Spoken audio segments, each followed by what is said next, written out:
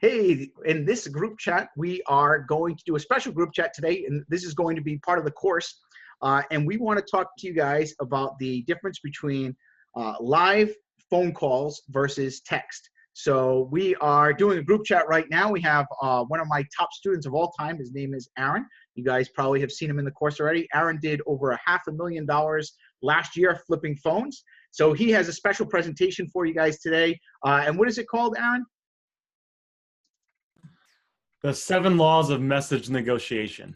Awesome. So we know a lot of members tend to like doing text messages rather than calls because, I have heard from members that sometimes they're a little nervous to get on the phone with people, or it can be intimidating at first when you're in this business. It's a little easier to get started with messaging, right? So Aaron's going to break down some of the things that are important in text negotiation in order to close deals. Now, Aaron, do you do any phone calls, or do you do mostly text? Every now and then I do a phone call, but 95 to 98% of all the deals I get are completely done and set up through messaging and texting. Okay, awesome. So before we get started, I'd like to just really quick break down maybe the benefits versus doing a live call versus text. Now, text is pretty good because you can be a little bit more efficient with it because you can move fast, right? So you're responding to how many messages a day on average, Aaron? Good 30 to 40. 30 to 40. So that's quite a bit, right? Versus a phone call. A phone call will take a lot of time. One of the things I do like about phone calls is that, one, it's a little bit easier. Me not being a texter, I like to get on the phone and hear someone. I can build a relationship with the person a little easier so I can have a better closing average on the phone. So for me personally, I think to close, I can increase my chances with the phone call.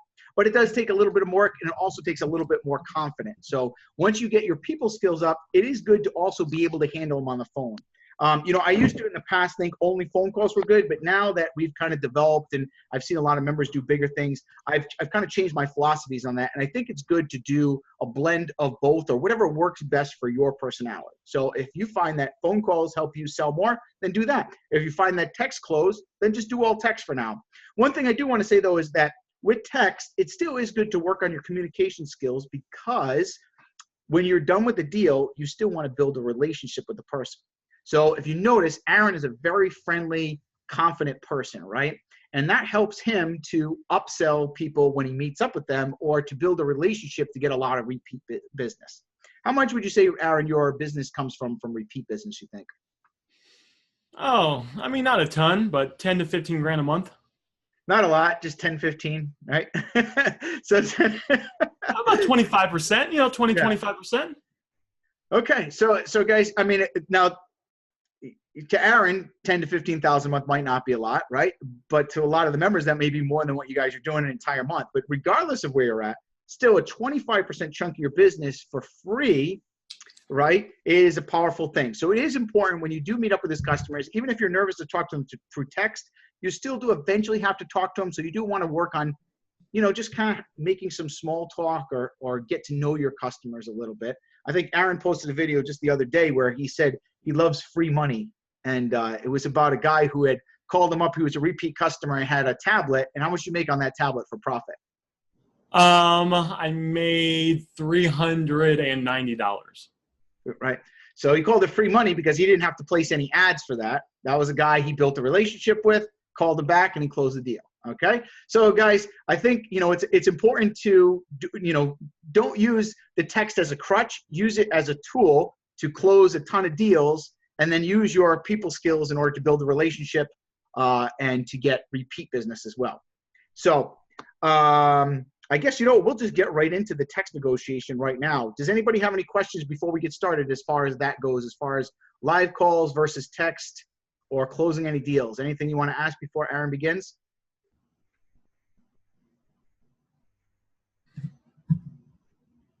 Okay. All right. Well, Aaron, I'm going to let you take the floor then. And Frankie says, when will you get on a phone if at first you text? Well, that's a very good question. So that's a very good question. So it's just like David said, there's pros and cons of doing texting versus talking on the phone. And you want to communicate with people how they want to be communicated with. Some people, if you were to go, let's say, sell something, right? Some people, they want to be sold face to face. Some people, they want to be sold through email. Some people, they want to be sold over the phone. So you want to communicate through the medium that they want to communicate with. Some people want to talk to you on the phone. And talking on the phone does have a higher advantage over messaging, with everything else being the same, because when it's over the phone, they're more committed. Someone that's on the phone with you, they're giving you more of their attention. They're naturally going to be more committed, and you can work them a little bit. Through messaging, you kind of got to be really careful on what you say, because you could say one thing, and that might offend them a little bit, and then they'll just stop responding to you. On the phone, it takes a little bit more guts to hang up on you. But over the phone, you can pressure them a little bit more, and it's more on the phone. So it's really, you want to communicate through whichever medium they want to communicate with you with. A lot of the things, though, with like apps, and especially like at the marketplace and sometimes just Facebook groups, some people prefer to communicate with you through messaging. Just like we get nervous sometimes if we got to pick up the phone, we kind of get nervous. We don't know what's going to happen. We don't know if they're going to, the customers feel the same way. So there's a lot of prospects, especially with the apps in the marketplace. They prefer to communicate just through that platform. So for those people, you want to communicate through that platform. Now, some people, they'll say, and I don't get it that much, it's actually pretty rare, but some people, they'll be like, oh, I rarely use Facebook. Is there any way you could call me? And in that situation, you call them. But the other people, I just communicate through the platform I started the relationship or started the negotiating process with. And just one thing I want to throw in, because we're answering a lot of messages from our paid Facebook ads. So what we do is we have it set up for, like, if you want like a more automated type of business, we have it set up so when someone messages us, Facebook actually sends them a message that says, hey, thank you for reaching out to us to sell your item. For the fastest possible results, please give us a call at this number. And that helps us actually just kind of cut down the amount of text responses we have to, because if that person just calls us, we don't have to spend our time negotiating and calling and responding to them. They'll just get on a phone and call us. So that will help us reach more people in a short amount of time. And I found the people that do call that way tend to lead to more sales than the people who will just text. So if you're getting like tons of leads and you need to whittle down some of the leads faster so you can respond to more efficiently, then that has worked really well for us, because we'll get 30 to 50 leads a day right now. I mean, I think we're getting more than that. Usually we have 20 to 30 leads that we can't respond to by the end of the day because we're just so busy. So, that's why we have to do that, where we'll just get them on a phone, because we're able to close a little faster on the phone that way, if that helps. But then, like Aaron said, when people want to be closed through text, then that's definitely the best way to close them. So he's going to break that down right now, the psychology of this and what to do during texting. Because the thing about texting that is tough is that, like, if you do say one wrong thing, they could just stop responding to you with no kind of, it's a lot harder to hang up a live person on a phone call, right, than it is to just stop responding to a text. So it's a little bit different psychology when you're doing it through text. So Aaron, I'm just going to stop talking here, and I'm going to let you take over this whole thing, and you can go ahead and start your presentation.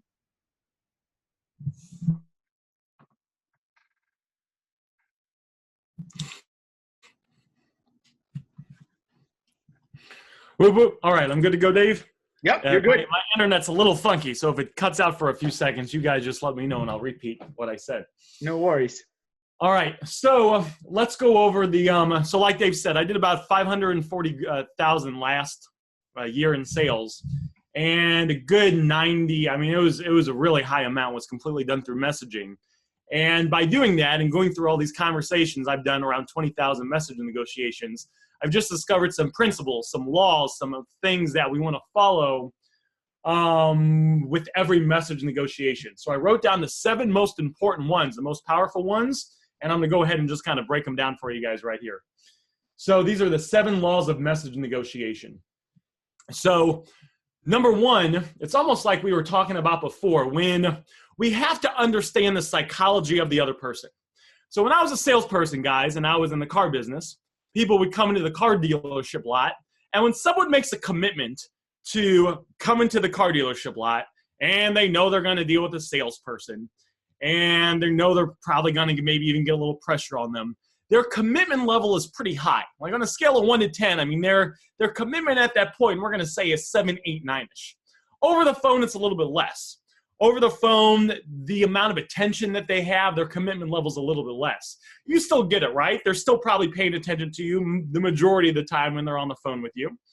Then when you go to messaging, it's the lowest. When you go to messaging, it's the lowest because You guys know how it is. You guys message people. You guys might be messaging someone and you're watching TV and someone's talking to you and the pizza person's about to come. There's all these different distractions, or not distractions, but things going on. So with messaging, rule number one when it comes to messaging is we want to get right to the point. We want to get right to the point. One of the most important things we have to understand when it comes to messaging versus over the phone or like in person is we want to get right to the point, and I would say no small talk. We don't want to make any small talk. So over the phone, it's good to make small talk. You guys would agree, right? It's good to make small talk. You want to build a rapport with people. You want to ask them how they're doing, and same face-to-face. If anyone here has been in face-to-face sales, which I'm sure some of you have, and I know some of you have, you ask them how their day is going. You make some small talk. You tell them, you like their, what they did with their hair or whatever it is, right? You make some small talk. Messaging, we want to get right to the point. So law number one with messaging is no small talk, right to the point. And let me prove this to you, right? Has anyone here ever gotten a message for someone that had a phone to sell, and it sounded something like this? iPhone 8 Plus, how much? Question mark. So just give me a 1 in the chat if that's ever happened. Just give me a 1 in the chat if you've gotten multiple messages like that. They got iPad works great, how much? Notice that they're getting so close, they're getting so right to the point. I got a gazillion ones. They're getting so right to the point that they don't even bother to use complete sentences. So when they want to get right to the point and they just want an offer, and you come off and you say, oh, how are you doing, Mr. Smith? Thanks so much for messaging me. I'm going to do the best I can to make your experience. As when you start saying all that crap, they're done. They're already pissed off because you're talking too much. They just want an offer. So rule number one is we want to get right to the point. We want to get right to the point, no small talk. We're going to figure out what they have, and we're going to shoot them an offer. You should be shooting out offers very quickly. There should not be a lot of conversation back and forth before you send out offers. Number two. So law number two is it's your job to control the conversation. So, and this can make you a little uncomfortable in the beginning. I know it did for me because it's kind of strange. So let me just kind of explain this real quick, just so we're kind of all on the same page. So I want to let's pretend that we're going to go to the doctors, all right? We're going to go to the doctors, we're a little sick. So we're going to the doctors, we're a little sick, we're coughing, our face is blue, our hair's falling out, everything's real bad. And we get to the doctors, and we get there, and we walk into the waiting room, and we wait there for a couple minutes, and the doctor says, all right, come on back, and you come on back, and you stumble, and you can't see, and you make it to the table, and the doctor's like, wow, you don't look so good. You look pretty terrible. And you're like, well, thanks, Mr. Doc. I feel kind of terrible. That's kind of why I'm here to see you. And he's like, all right, yeah, you just don't look good. Wow. And you're like, yeah, I don't really feel good. Yeah, and he's like, yeah, you look horrible. Like, I mean, it's just bad. Well, I don't know. What do you think? So that's the first situation, all right? Now we're going to have the same situation, but we're going to go to another doctor. We go to the other doctors, we sit on the table, and the doctor's like, all right, I need to ask you a couple questions. How long has this been going on for? What are your symptoms? How do you feel? Let me take your temperature. Let me get some blood. Let me do this. Let me feel your heart. And then after he controls the conversation and asks you all these questions, based on what I diagnosed, I decided that you have this, and this is the best medicine. You guys want to go to doctor number 1 or doctor number 2? Let me know in the chat. You guys want to go see doctor number 1, or do you guys want to go see doctor number 2? All right, got a 2 from Jesse, 2 from Kathy, 2 from Feldon. What's up, Feldon? 2 from Will, Nick, Roy, Jason. All right, fantastic. Now, why do you want to go to doctor number 2? Doctor number 2 controlled the situation. So one of the things we want to do, and this comes through messaging, and this does count, of course, over the phone, which, I'm sure Dave would agree, is we want to control the conversation. So sometimes we get someone and they say, I got a phone for sale. And we're like, all right, what kind of phone? And they're like, oh, it's an iPhone. And they're like, all right, well, and we're like, well, what kind of iPhone? And they're like, it's the big one. It's the big one. And we're like, all right, which big one is it? We have to remember that it's not the prospect's job. It's not their responsibility to tell us what we need to know. It's our job as a phone flipper to take control of the situation and ask questions to figure out what they have so we can get the information we need to diagnose the phone properly, or in this case, appraise the phone, right? Get the information we need to appraise it to make an accurate offer. So law number 2 when it comes to message negotiation, and really all negotiation, is it's your job to control the conversation. They don't know what information we need. It's up to us to lead and control the conversation by asking questions and sometimes making statements to figure out what they have to make an offer.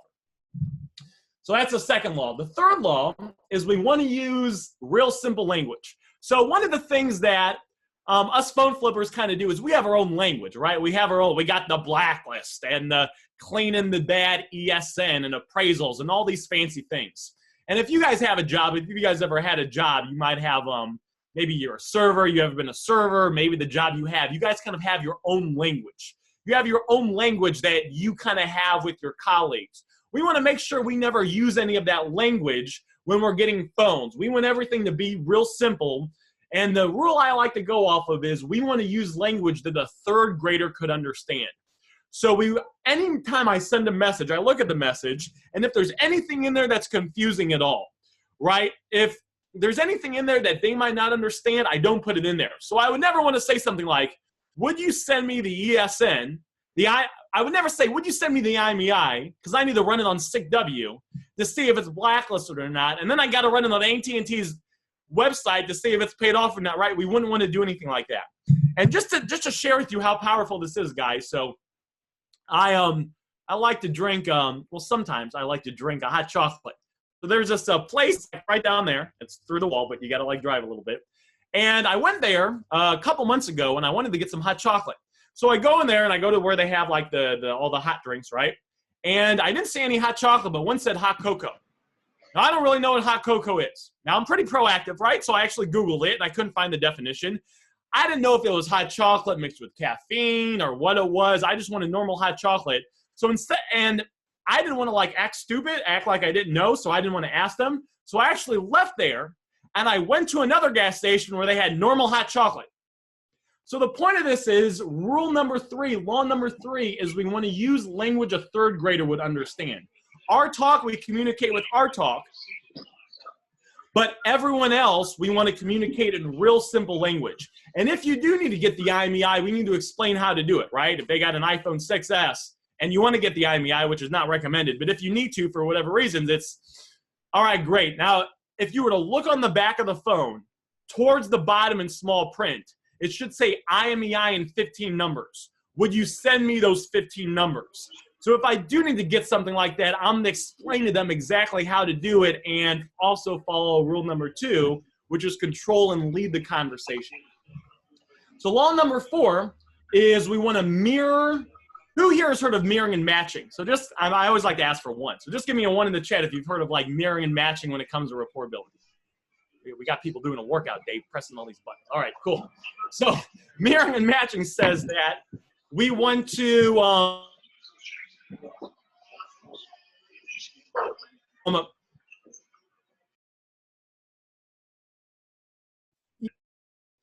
because people buy from people that are kind of like themselves. All right, let me get this internet going again. So I think it's cut out there for 1 second. We missed what you said. All right, fantastic. So basically, people like themselves. So we want to mirror people. I remember when one time I was working at AT&T, I was a top rep, and this lady came in, and I was like, hey, welcome to AT&T. How can I help you? Hi. Thinking about getting a phone. So the next thing I said was, all right, great. Do you have any idea which kind of phone you were looking to get? So I mirrored her tone and her body language and how loud her voice was to make her feel comfortable. So some people, guys, let me give you a couple different things you can mirror just so you kind of have the awareness. Some people, they're right to the point, like we talked about before, and they will actually not use complete English. So when I'm talking to them, I don't use complete English, right? They'll be like, iPhone 8 Plus, how much? And I'll be like, you know, I'll get the condition out of it, but I won't even say, I talk in the same way that they talk. Every now and then, guys, I'll get a text message from, it usually sounds like an older gentleman or an older lady on Craigslist. And I do get these messages, and they'll be like, hello, comma, I saw your ad on Craigslist, and I was just inquiring to see if you might be interested in buying my phone. Please get back to me at your earliest convenience. And they put a little dash thing, signed Fred. So when I respond to them, I mirror what they're saying. I say, hi, Fred, comma, thanks so much for reaching out to me. I'm very interested in the phone you have. You know, can you tell me, do you know which type of phone that it is? Return dash Aaron. So I mirror the same thing that they're doing. If they're talking a lot, I communicate a lot. If they're talking small, I communicate small and right to the point. It builds rapport. It's also what they want. If someone sends you, you know, 5 words and it's real nuts, it's right to the point, and you send them 3 sentences, that's too much. You've already lost them. You've already lost them. They're aggravated with you at that point. And sometimes they won't even respond. Sometimes they won't even respond because, you know, it's just too much for them. They just want something that's right to the point, and they will go on to other people. And some of you guys may have had experience with that. If you can think back on previous message conversations where someone's right to the point and you're sending 2-3 sentences every time, and after a few lines, you just kind of lose them. We got to communicate exactly how they want to be communicated and mirror their messages. Step number 5, and this is a brand new concept. Anyone who want to hear a brand new concept? This is a brand new concept. I introduced this actually to the next level just about a month ago, but I figured I'd share it with you guys today. It's called micro steps. It's called micro steps. The more message negotiations I do, so, you know, every day when I do another 30, 40 plus, I just kind of have breakthroughs every now and then that just allow me to take the negotiating to the next level. Micro steps is where there's a sales process we got to go through. Right? We got to figure out what they have. We got to make them an offer. We got to overcome the objections. We got to go for the meetup, right? We got to do all these different things. And micro steps is figuring out where you are in the sales process and just doing the next little step you have to do to get to the next step. So let me give you an actual example so this makes sense, because I want you guys to really get this. So what a lot of people, beginners and intermediates, do is they kind of rush the process. So I was talking to this guy, and I actually gave this example. You guys are on next level. You guys remember this, but I'm going to tell you guys exactly what I did here. So this person, he had a phone, and then I made him an offer, and then he asked me if I bought some other phones, and I told him the prices that I paid for him. But I wanted to bring him back to talk about the phone that he had because I wanted to make an offer. And because it's my job to control the conversation, I'm the one that has to do that. So I could have said 2 things. I could have said, so when do you want to meet up to sell the phone? I'll cash you out in 2 seconds. It'll be the fastest transaction of your life. But instead, I said, so, comma, do you want to sell the iPhone that you have now? Question mark. So you guys see what I did there? The first example I gave, it's too much. I was like, it was too far down the sales process. I just want to figure out what I need to do to get to the next step and go from there. So just give me some feedback in the chat. I want to make sure you guys get this. If not, I'll kind of go over it again. But we want to just go to the next step. We want to go to the next step. After he figured out, he asked me the prices on these other phones. I told him the prices on those other phones. And then I said, so, comma, do you want to sell the phone that you have?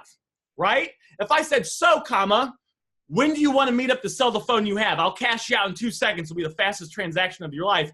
All those things are good, but it's too rushed. It's too soon.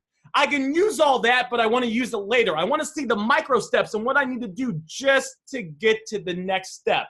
We want to keep everyone on the path, as Josh said, absolutely, and move them along kind of step by step by step by step. It's called micro steps. So number 6. You guys want to learn something advanced? This is really advanced. Woo! All right. You guys want to learn something? This is really good stuff. So step number 6. All right, Will said yes. I'll go ahead and explain it. So step number 6 is I don't use LOLs or smiley faces. And here's why. We want to be, when we're communicating with these people, we want to be on the same page. We want to be persistent, but we never want to come off as needy.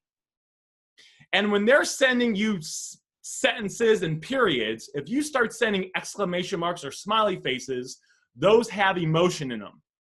And when you start sending those, especially if you send multiple ones of those, whenever someone conveys emotion, it usually means they're excited or they're invested in the conversation, right? If someone's laughing a lot, usually that's a big emotion. So when you start sending all these like smiley faces or exclamation marks and they're not, subconsciously you're communicating with them that you're more invested in the conversation than they are. Because you're having more emotion about the conversation than they are. You're now reacting to them.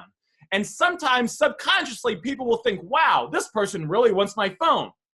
I can probably get more money for it. So I never put exclamation marks or like a smiley faces unless they do. I only do it if they do because then I mirror them. But if not, I never do that. That way it keeps me pursuing them. It keeps me interested in what they have, but I never come off as needy. I never come off as desperate, and I never give the feeling that I want the transaction to happen more than they do. We want to be on the same page. They want to sell their phone or their tablet or computer equally as much as I want to buy it. We're on the same page. The final one, law number 7, is the selling begins when the customer says no. Otherwise, you're just taking orders. Usually, I get 3 to 5 no's before I get a phone. That's just how it is. So when you're getting started in this business, I know others people on this chat that are doing 30 grand a month and people just getting started. It's normal for people to say no. Just continue to keep pursuing them, keep moving forward, follow the rebuttal script that Dave has, and stay in the conversation. But it's good. I get a good 3 to 5 no's. I usually get closer to 4 to 6 no's now before I leave the conversation.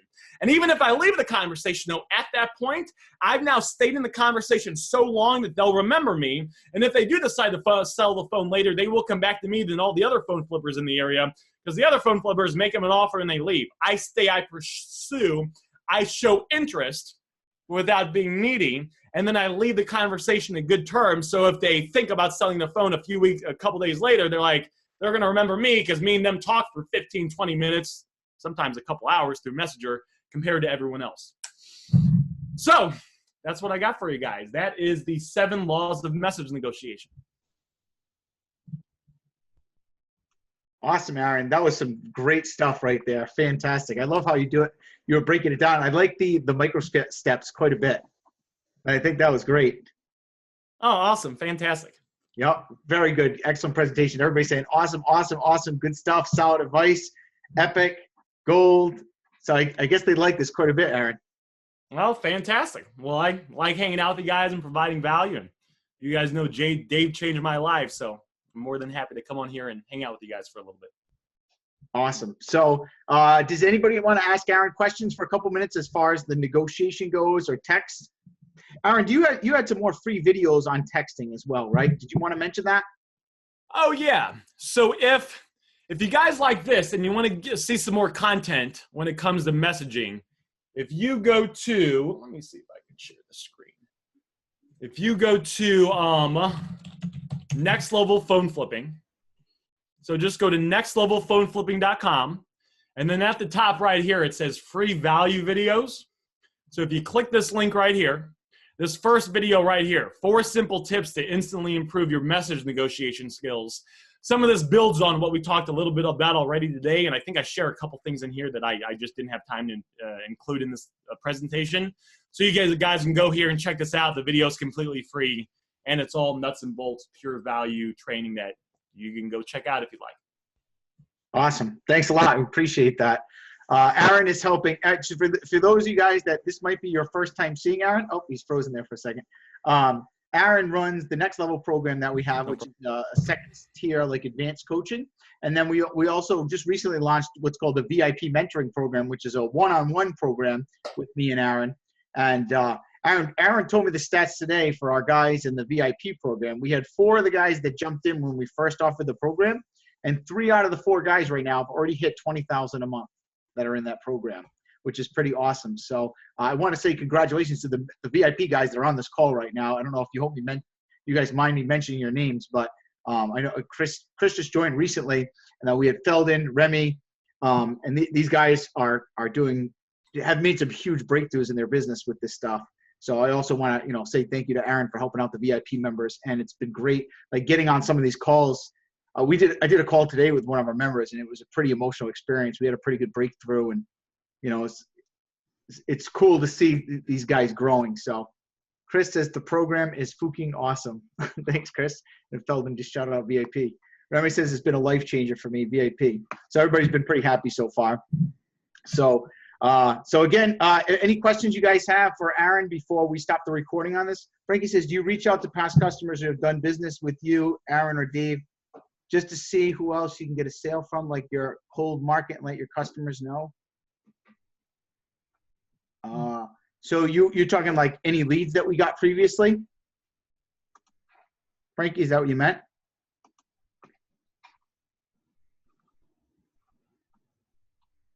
Yes, past sold listings. We don't really have time for that personally. Um, I know actually my customer service manager, Austin, if it's really slow, he calls up a couple customers that are really good repeat customers, says, hey, business is a little slow, and you got any friends or family members that have any stuff for sale? We'd love to get it. And we have gotten some deals that way. So we have done that, but it's not a regular thing. Do you do that at all, Aaron? But I think you usually have more leads you can handle typically as well, right? Yeah, I haven't been able to respond to all the leads I've had in about 3 months now. Yeah. So I like follow up with someone if we kind of have an appointment or there's a phone I'm working on, but I don't really, there's, when you're getting 30, 40 leads, 50 leads a day, there's no real need to do that because you can just keep, getting new business from the new people. Bennett asked me, what do you do if a person stops responding after you give them the quote? We typically follow up with them until they, we'll like send them a message saying, hey, how you still interested in selling your phone? That's what our response is. If someone doesn't we usually give it like a day. If they don't respond in a day, we'll say, hey, you still interested? And then usually we'll close a lot of deals that way by following up. Sometimes people get busy and they actually want to sell you a phone, but then just life gets in the way and all of a sudden they start getting distracted and they forget about you. So by following up, you can really recap a lot of the leads.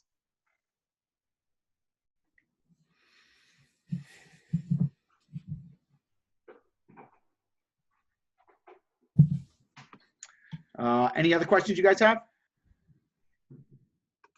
Hey, I wanted to ask something. It's Renee here. Can you hear me? What's that? I have a question. Can you hear me pretty good? Sure. Okay. I wanted to ask, I'm having a hard time getting people to commit to the meetup during text. I'm going to start trying to, hey, here's my number, give me a call so we can kind of do the call and talk. But if they're not available for that, what's a good way to get them through text to meet up? I had someone yesterday that flaked on me and someone just now that flaked on me today too.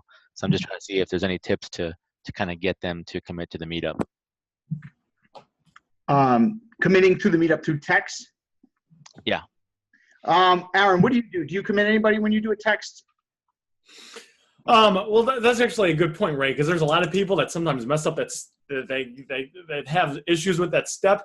It's so I do a couple things. The first thing is I do the micro steps, right? So I lock down a time and then a spot first. I don't try to lock down both. I do one and then I do the other. And then I get a real solid commitment from them. And then if we're meeting up in the future, I always send a confirmation text. So I'll say some stuff like, I'll be like, we'll be talking like, all right, that sounds good. I'll send you a text. I'll shoot you a message on here at 7:20 when I'm on my way. So I really let them know. They get a real sense that I'm really serious about meeting them. You need to come out. And again, I haven't seen your text, Ray, so I'm not. I couldn't give specific advice. But generally, you want to come off very confident and very certain that you're going to meet up with them. And if you do, a lot of times they'll stick. If there's any uncertainty, sometimes they're afraid that you're going to flake. And then they'll end up flaking. So you just got to make sure you lock it down. You lock down the time, you lock down the place, and then you send them something like, all right, that sounds good, blah, blah, blah. I'll be in sometimes I tell them the car I'll be in a black Hyundai Elantra, and I'll send you a message at this time when I'm on my way. That way it shows a lot of commitment and like I'm following up with them, and they get the sense that I'm going to show up. And then I do message them at that time, and I wait for a confirmation message back before I head there. And then I really start to follow up with them. Sometimes I get real pushy. Like I'll send them. I've sent people 3, 5, 6, 7 messages back to back before, like in a 5-minute time frame, just when I'm putting a lot of pressure on them. But I actually did it with a guy yesterday I bought a phone from. And they're like, oh, sorry, I just saw this. Thanks for messaging me. And then we met up and everything was good. Okay, I just want to make sure I wasn't going to be too pushy if I continue to send text like that. So that's good to know. No, it's okay. It's good to be pushy. It's not good to be needy, but it's good to be real persistent and pushy at certain times. I would say it's not even pushy. It's just being confident in yourself and like guarding your time. Like me on the phone, I'll personally say to someone like, so we're going to meet up here in the next 10 minutes. And thank you very much for doing business with me. I really appreciate it. Of course, I'll go through the upsell pitch, right? And then I'll say something like, now I'm going to be there, but I just want to make sure before we meet up that you're definitely going to be there, right? Is this your cell phone? They say, yes, this is my cell phone. Great. Okay, so if I get there first, I'm going to call you. If you get there first, you call me. But just do me a favor, please. If for some reason you're not going to be here, please let me know and contact me immediately. Because if not, I have a lot of people lined up today. I'm super busy and I don't want to disappoint another customer and let someone down. So that's the way I'll commit someone. And then that way, I almost never get blow-offs. Like when I was doing it myself working from home, I would never get blow-offs because nobody wants to let somebody else down. They'll let me down, but they don't want to let another customer down. So if you say it just like I did there, you almost never get a blow-off. Okay, thank you guys. No problem. See, I like that, Dave. That's really good. Oh, thanks. Well, that's real solid. It shows that you're really committed and it's going to happen. Okay, so I think this is actually going to be a video in the course. So I'm going to go ahead and end up the recording. And then if we have any more questions, we can continue on. We've got like another 15, 20 minutes and I'll just make that like part 2 of the group chat. Is that cool? Cool. All right, guys. So I hope you enjoyed that presentation from Aaron there and we'll see you in the next video.